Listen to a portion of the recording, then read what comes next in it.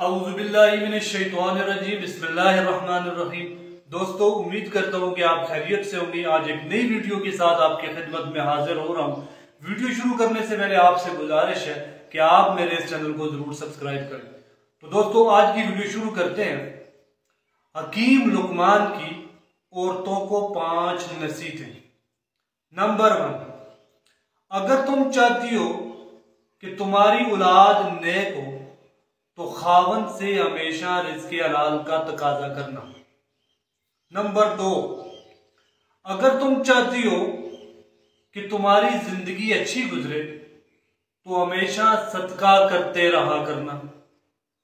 Number 3، اگر تم خاوند کے گھر میں خوش رہنا چاہتی ہو تو غیروں کی باتوں پر دھیان نہ دینا۔ نمبر 4، اگر تم چاہتی ہو کہ تمہارا خاوند تم سے محبت کرے تو ہمیشہ صاف ستھری رہا کرو۔ نمبر 5، اگر تم چاہتی ہو کہ میرا گھرانہ سب سے اعلیٰ ہو تو بچوں کی اچھی تربیت کرنا۔ دوستو یہ حکیم لقمان نے عورتوں کو 5 نصیحتیں کی ہیں۔